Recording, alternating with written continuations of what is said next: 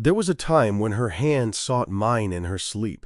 Now, the space between us in bed felt like an ocean. It wasn't a sudden thing, this distance. It crept in like a fog, slowly, imperceptibly at first, until one morning I woke up and realized I couldn't see the woman lying next to me anymore. We'd been married for 7 years. 7 years of waking up tangled together, of morning kisses, of a shared intimacy that felt as natural as breathing. Then, it just stopped. Her name is Sarah. Or rather, it was Sarah, the woman I married. She was vivacious, quick to laugh, and had this way of looking at me that made me feel like I was the only person in the room. We built a good life. A comfortable home, a stable routine. We talked about kids, about growing old together. Our relationship felt like the bedrock of my existence, something I never had to question. That's why, when the first changes started, I brushed them off. It began subtly, with the kisses. They became perfunctory, a quick peck on the cheek as she rushed out the door for work, or a fleeting touch of her lips to mine that felt more like an obligation than affection. I told myself she was just busy. Her job as a marketing manager had picked up, demanding more of her time and energy. It was natural, I reasoned, that she'd be a little less outwardly affectionate when her mind was elsewhere. Then came the eye contact, or the lack thereof. During dinner, her gaze would drift. When I spoke to her, her eyes would dart around the room, settling anywhere but on mine. It felt like she was uncomfortable, or perhaps trying to avoid something. I'd try to catch her eye, to share a moment, but she'd just nod vaguely and change the subject. It started to feel like I was talking to a ghost, a presence that was physically there but emotionally absent. The worst part, the part that truly began to gnaw at me, was the flinching. My touch, something that had always been welcomed, cherished even, became something she actively recoiled from. I'd reach for her hand across the table, and she'd pull it back as if I'd burned her. I'd try to put my arm around her watching TV, and she'd subtly shift away, adjusting a cushion or reaching for her phone. In bed, if my leg brushed hers, she'd tense up, sometimes even let out a small, almost imperceptible gasp, and then roll to her side, facing away from me. Each time it happened, a little piece of me chipped away. The rejections were small but cumulative. They built a wall, brick by invisible brick, between us. I'd lie awake at night, staring at the ceiling, wondering what I had done wrong. Had I become unattractive? Was I annoying? Did she just not love me anymore? I'd replay moments in my head, searching for a trigger, a specific argument, a mistake I'd made. But there was nothing. No big fight, no dramatic event. Just this slow, agonizing erosion of physical connection. I tried to talk to her about it. Once, I remember it vividly. We were sitting on the couch, after a quiet dinner. I tried to keep my voice gentle, non-accusatory. I said, "Hey, Sarah, I've been feeling a little disconnected lately. Is everything okay?" She stiffened, just slightly. Her eyes, as usual, avoided mine. She mumbled something about being tired, about work stress, about how I shouldn't read into things so much. She assured me everything was fine, but her tone was flat, almost rehearsed. It was a deflection, not a conversation. And I, wanting to believe her, wanting to salvage whatever was left, let it go. But the feeling persisted. The house felt empty even when we were both in it. Our conversations became superficial, revolving around logistics. Who was picking up groceries? What bill needed to be paid? The easy banter, the shared jokes, the comfortable silences, they were gone, replaced by an awkward quiet that hummed with unspoken tension. I missed her laugh, a genuine, unburdened laugh. It had become a rare sound, almost alien in our home. I'd catch myself staring at her sometimes, trying to decipher the unreadable expression on her face. She looked tired, yes, but there was something else there too, a preoccupation, a secret thought she was holding close. Her eyes, when they weren't avoiding mine, often seemed distant, like she was living in a world I wasn't invited to. It hurt, deeply, I felt like a stranger in my own marriage, a roommate she barely tolerated. One evening, I remember her being particularly distant. We'd eaten dinner in silence, and she'd immediately retreated to the living room, picking up her phone. I was clearing the table, and from the kitchen, I could hear the faint sounds of her thumb tapping away. Then, I heard it, a soft, breathy chuckle. Not the forced, polite laugh she sometimes offered me, but a genuine, spontaneous burst of amusement. It was followed by a few more taps, then another, longer, happier laugh. My heart sank. I walked into the living room, trying to appear nonchalant. She was hunched over her phone, her body language completely closed off. When she heard me, she visibly stiffened, quickly flipping the phone face down on the cushion beside her. Her smile vanished, replaced by that familiar flat expression. "Everything okay?" she asked, her voice neutral. I nodded, but inside, a knot of unease tightened in my stomach. That laughter, that quick hiding of the phone, it struck me as profoundly out of place. It became a pattern. The phone was always nearby, always face down, always muted. She carried it everywhere, to the bathroom, to the kitchen, even just moving from the living room to the bedroom. It was like an extension of her, a part of her she guarded fiercely. And sometimes, late at night, when I was drifting off to sleep, I'd hear the faint glow of the screen light up the darkness, and then, a few moments later, that quiet, private laughter. It was a laughter not meant for me, a joy she found elsewhere, hidden behind a screen, just out of my reach. The silence in our bed felt colder than ever. The silence did grow colder. It wasn't just the quiet in the bedroom anymore. It seeped into our whole apartment, settling into the spaces between us. Days would pass, and I'd realize we hadn't really had a conversation, not a real one anyway. It was all logistics. Did you feed the cat? Are you getting groceries? What time are you home? Each exchange was transactional, like we were roommates sharing a calendar, not a life. My attempts to break through were met with a wall I couldn't scale. I'd suggest dinner out, a movie night, even just a walk around the neighborhood, something we used to love doing. Sarah would usually respond with a tired sigh, or an excuse about work, or simply a vague promise for another time. Sometimes she'd just hum non-committally, her eyes already drifting back to the phone she held, face down, on her lap, or the table beside her. It felt like I was speaking into a void, and the void was starting to echo with my own desperation. The phone, her constant companion, became a symbol of everything that was wrong. It was always there. If she went to the kitchen to grab a glass of water, it went with her. If she stepped into the bathroom, it was tucked into her robe pocket. She never left it unattended, not even for a minute. If I walked into a room where she was, she'd instinctively angle it away from me, or subtly cover the screen with her hand, as if shielding a secret from a child. It was a gesture so ingrained, so automatic, that it spoke louder than any words. I started to feel like a voyeur in my own home, watching her from the periphery. I'd catch her smiling to herself, a genuine soft smile that rarely, if ever, made its way to me anymore. She'd be engrossed in something on that screen, her thumb flying across it, and for a brief moment, her face would light up with an animation I hadn't seen directed at me in months. Then, if she sensed my presence, her expression would flatten instantly, replaced by a neutral, almost distant look. It was a Jekyll and Hyde transformation, played out in miniature, over and over again.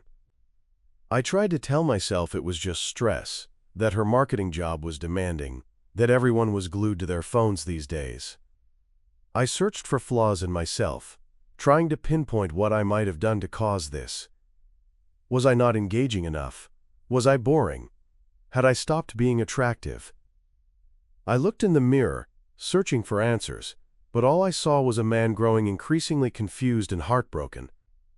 I'd try to initiate intimacy, a gentle touch, a kiss goodnight, and her reaction was almost always the same. That subtle flinch, the quick turning of her head, the unspoken withdrawal.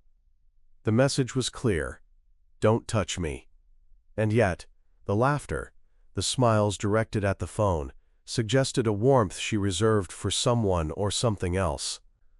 One evening, I decided to push. We were on the couch watching some mindless TV show, or rather, I was watching it, and she was ostensibly watching it while her fingers danced beneath the blanket on her phone. I reached for her hand, gently, trying to intertwine our fingers like we used to. She tensed. I felt her muscles go rigid under my touch. She didn't pull away immediately, but her hand remained inert in mine, lifeless. After a beat, she pulled it free, almost imperceptibly, and then quickly reached under the blanket again.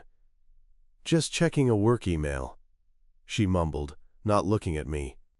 The TV droned on, but the sound was drowned out by the thumping in my chest. Her work excuses started becoming more frequent and more vague.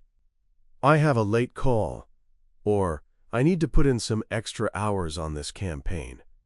She'd come home later, sometimes just an hour, sometimes two, claiming traffic or an unexpected meeting. But there was a new energy about her on those nights. A slight flush in her cheeks, a brightness in her eyes that contradicted the tired-from-work narrative. It wasn't exhaustion I saw, it was something else, a quiet buzz, an underlying excitement. Then she'd walk through the door, see me, and that light would dim, replaced by the familiar weariness. I found myself timing her bathroom breaks, or how long she spent in the other room talking on the phone. It was ridiculous, I knew. I felt like a detective in my own home, sifting through non-evidence. I hated myself for it, but I couldn't stop. The gnawing suspicion was relentless.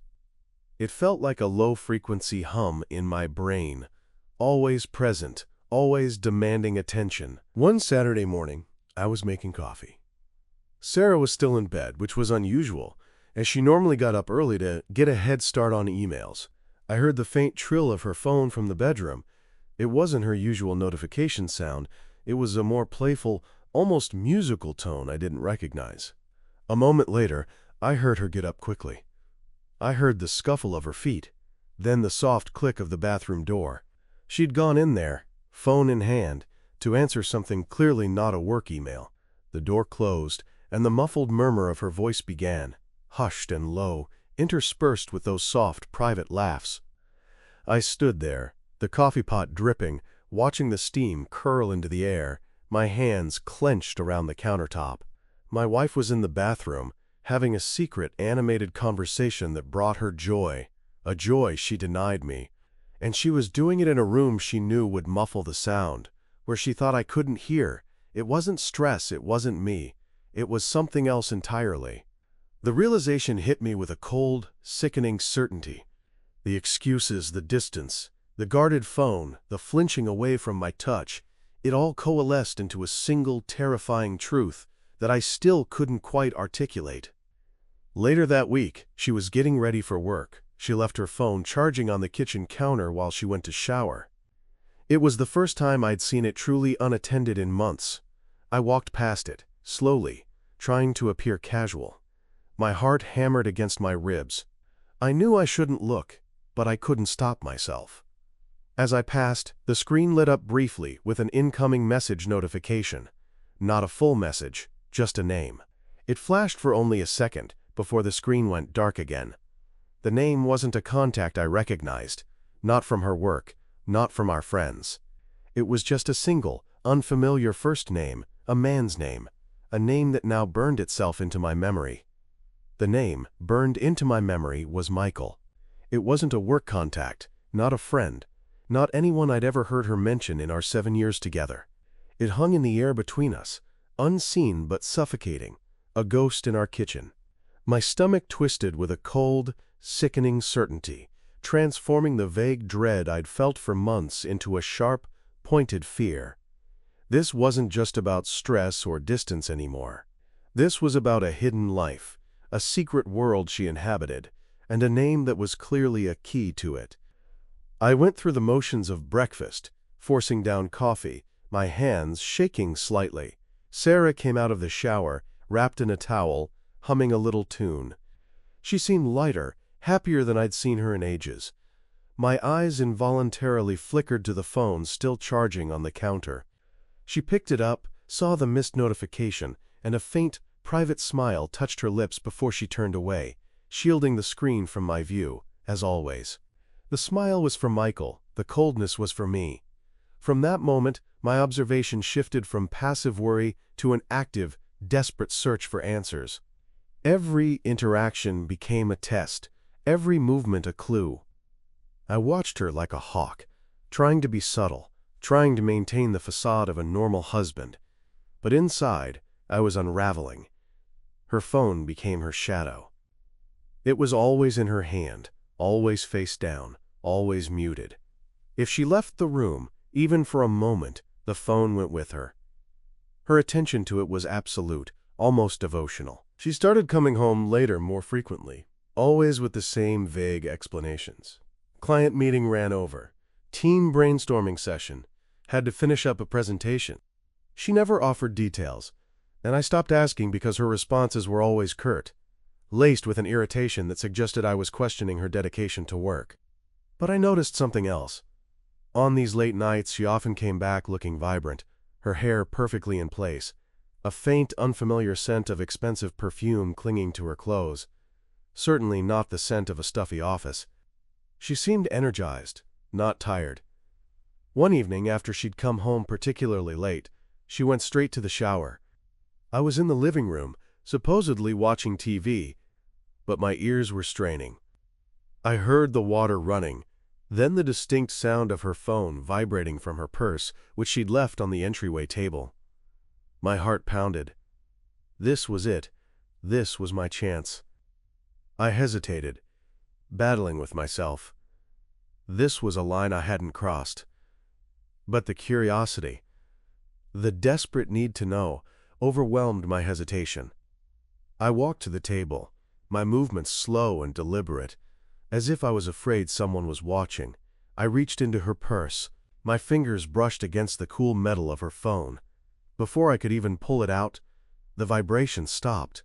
I froze, my hand still inside. The shower water still ran. I carefully pulled my hand back, feeling a wave of shame and self-loathing wash over me. I couldn't do it. Not like this. Not by directly invading her privacy, yet the missed opportunity felt like a physical pain. The next morning, I tried a different approach. I casually asked about her team brainstorming session from the night before, attempting to fish for details. "Oh, how was the meeting last night? Any breakthroughs?" I asked, trying to sound genuinely interested. She paused, her coffee cup halfway to her lips. Her eyes darted away, to the window, then back to me. "Oh, it was fine." "Productive," she said, her voice flat. "Just a lot of back-end stuff. Nothing exciting." Her vague answer, her refusal to elaborate, confirmed my suspicion. The details didn't matter. The evasion did. The flinches, the emotional distance, they had always created a chasm. Now, the space between us was filled with unspoken lies and hidden conversations. I felt like I was living with a stranger, a perfectly convincing replica of my wife, but one who was fundamentally different. I started noticing small details in her appearance. New earrings I hadn't seen before, a subtle change in her makeup, a certain glow that wasn't for me.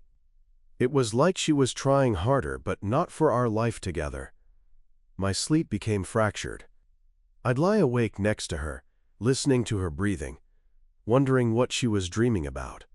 Or more accurately, who. Sometimes, late at night, I would hear the faint, barely perceptible click of her phone screen turning on. I'd pretend to be asleep, my eyes squeezed shut, listening to the soft glow of the screen illuminate the other side of the bed, knowing she was connecting with someone else. Somewhere else. The thought was a physical ache in my chest.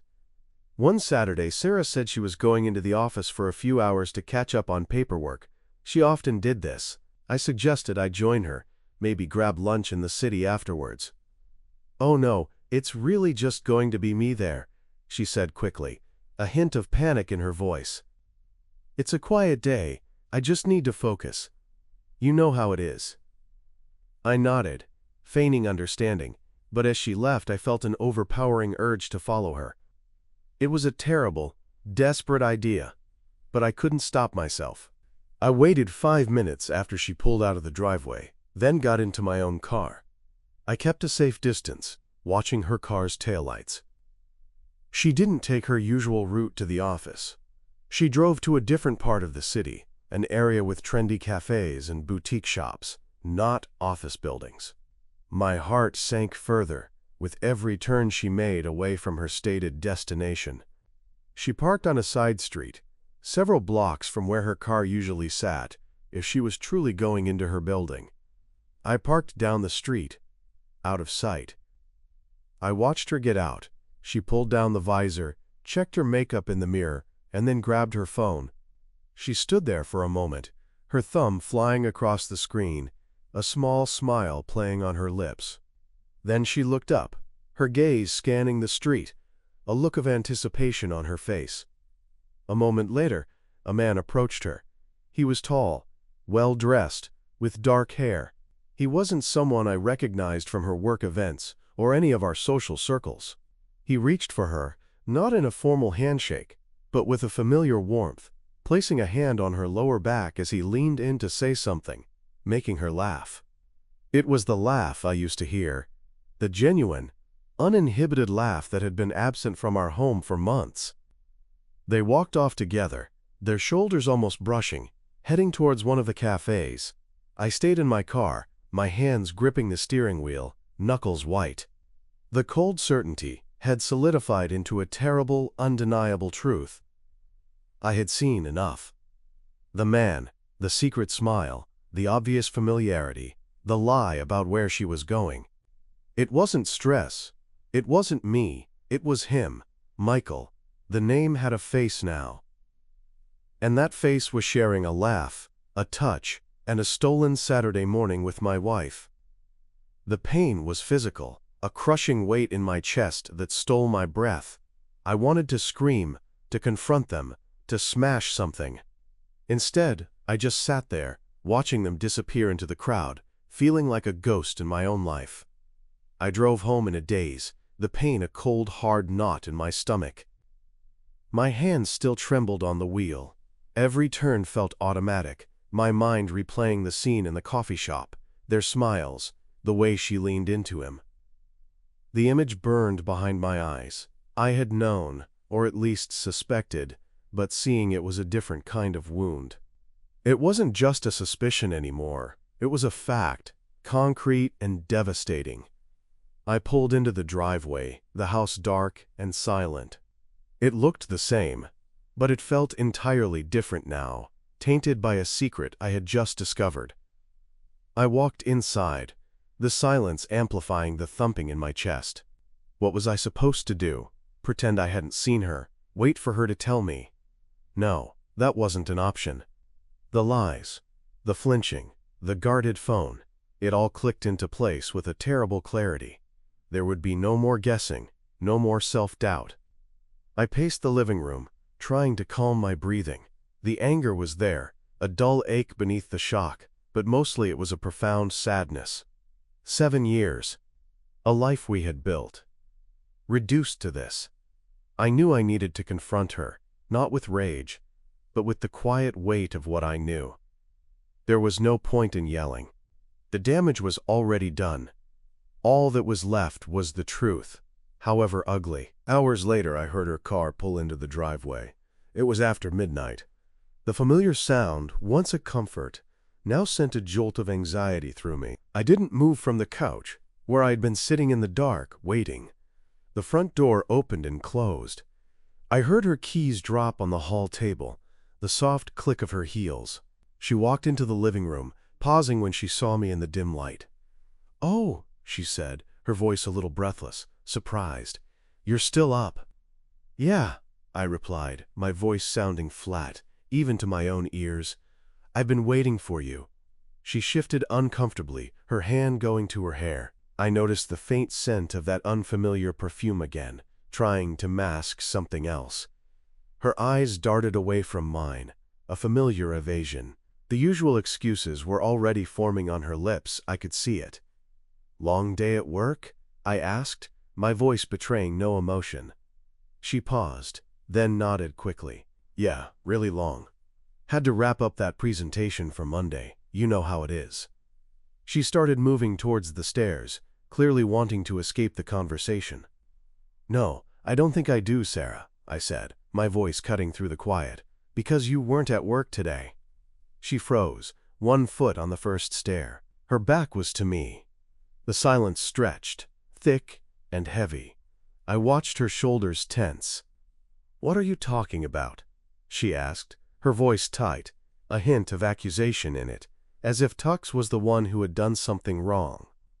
I mean, you weren't at the office for that presentation, I clarified, my gaze fixed on her. You were at the coffee shop on Elm Street, with Michael. Her body went rigid. Slowly she turned to face me. Her face was pale, all color drained from it. Her eyes, usually so quick to deflect, were wide with a mix of shock and fear.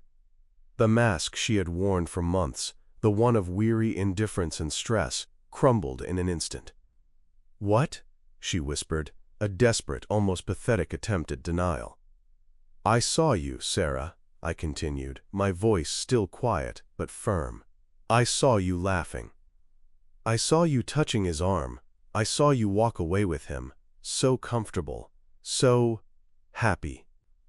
The word felt like a physical blow as I said it, contrasting so sharply with the person she had become with me.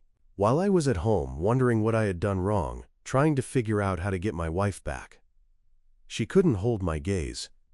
Her eyes darted around the room, settling on the floor, on the wall, anywhere but me. Her hands clenched and unclenched at her sides. The fight had gone out of her. I can explain, she started, her voice barely a whisper. Can you? I asked, a hint of weariness finally creeping into my tone. Can you explain the flinching, the phone always guarded, the late nights that suddenly energized you, the silence in our bed? The way you haven't looked at me, really looked at me, in months. I let the questions hang in the air, each one a nail in the coffin of our marriage. She sank onto the bottom step, burying her face in her hands. Her shoulders began to shake. I watched her, feeling nothing but a hollow ache. The tears came, silent at first, then racking sobs that filled the quiet house. It wasn't the dramatic confession I had expected, no grand declaration of love for another, just the sound of a woman finally breaking under the weight of her own deception. After a long moment, she lifted her head, her face blotchy and tear-streaked. I'm sorry, she choked out, her voice broken. I'm so sorry. Sorry for what, Sarah? I asked, my voice still steady, even though my insides felt like they were tearing apart. Sorry you got caught, or sorry you did it? She shook her head, unable to meet my eyes again. Sorry for all of it, for hurting you, for letting it happen. Letting it happen? I repeated, a bitter taste in my mouth. That's how you describe it? Not a choice? Not a decision? She sniffled, wiping her nose with the back of her hand. I felt so alone. You were always so busy. I felt like you didn't see me anymore. And Michael? He just listened. He made me feel wanted. Her voice trailed off, a pathetic attempt at justification that only twisted the knife deeper. I scoffed, a quiet, humorless sound. Wanted? You felt unwanted? Sarah, I begged you to talk to me. I tried to touch you, to connect, and you flinched away like I was a stranger. You blamed stress. You pushed me away, physically and emotionally, and then you found someone else to make you feel wanted?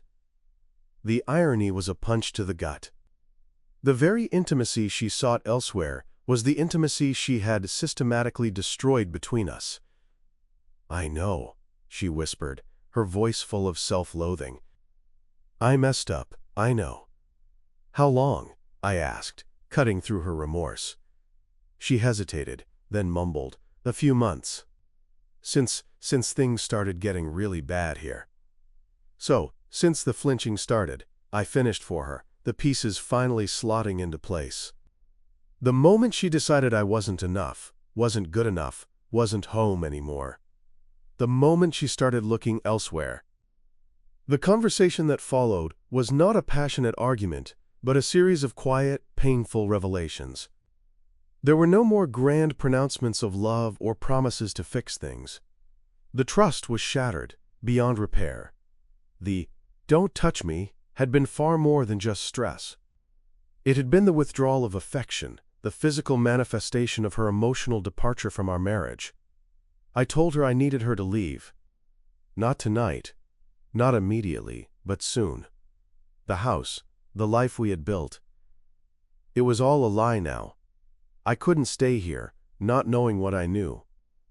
Not knowing that every time she flinched, every time she laughed at her phone in secret, she was building a life with someone else, piece by piece.